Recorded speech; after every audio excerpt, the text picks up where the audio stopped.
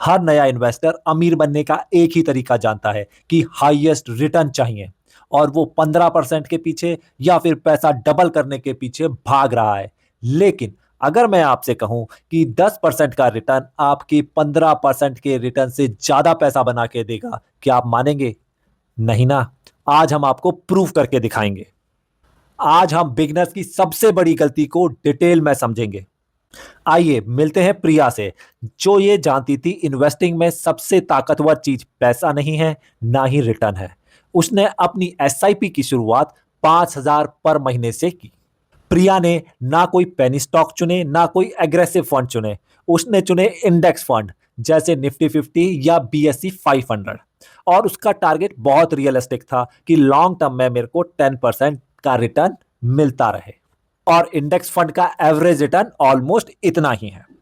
और उसने सिर्फ दो रूल सिंपली फॉलो किए कि हर महीने 5,000 इन्वेस्ट करना है, चाहे मार्केट ऊपर हो चाहे मार्केट नीचे हो, और 30 साल तक मेरे को इन्वेस्टमेंट करते रहना है। जब उसने ग्रोथ देखी तो स्टार्टिंग के 10 साल में बहुत धीमी थी। उसने ऑलमोस्ट 6 लाख रुपए जमा किए थे, लेकिन फायदा सिर्फ कुछ लाख का ही था। लेकिन फिर कंपाउंडिंग का जादू स्टार्ट हुआ। इसे एक स्नोबॉल की तरह समझो, जो शुरू में तो छोटी होती है, लेकिन जितनी देर वो घूमती रहती है उतनी ज्यादा बर्फ इकट्ठी करती रहती है और बहुत जल्दी बहुत बड़ा साइज बना लेती है। और ऐसे ही आपका ये पैसा और पैसा बनाता है, और जो ये नया पैसा बना ये और ज्यादा पैसा बनाता है। 30 साल बाद प्रिया ने अपनी जेब से कुल 18 लाख इन्वेस्ट किए, लेकिन उसके अकाउंट की फाइनल वैल्यू वो पहुंच गई थी 1,13,00,000 और 2,000 रुपए। ये है पेशेंस की ताकत। अब मिलते हैं राहुल से।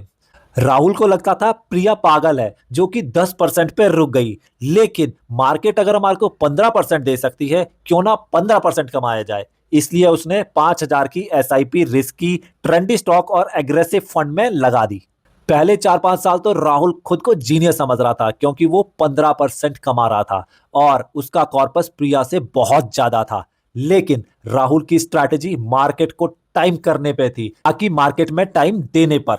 5वें साल में मार्केट थोड़ा स्लो हुआ। राहुल डर गया कहीं मेरा पैसा डूब ना जाए, और डर के मारे उसने सब बेच दिया और पैसा सारा निकाल लिया।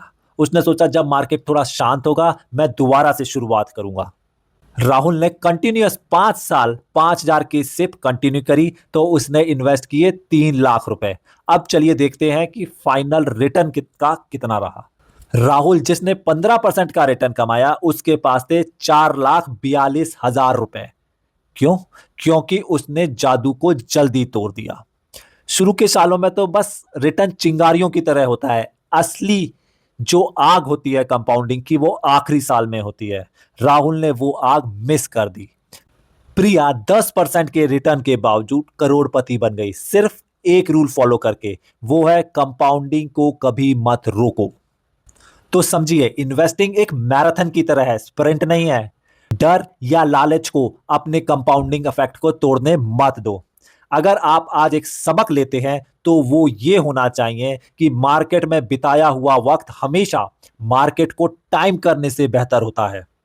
अगर आप अपनी एसआईपी जर्नी शुरू करना चाहते हैं तो इंडेक्स फंड से स्टार्ट करें, और सही इंडेक्स फंड कैसे चुनना है उसके लिए स्टेप बाय स्टेप स्ट्रैटेजी के लिए हमारा नेक्स्ट वीडियो आने वाला है, तो सब्सक्राइब करना मत भूलें।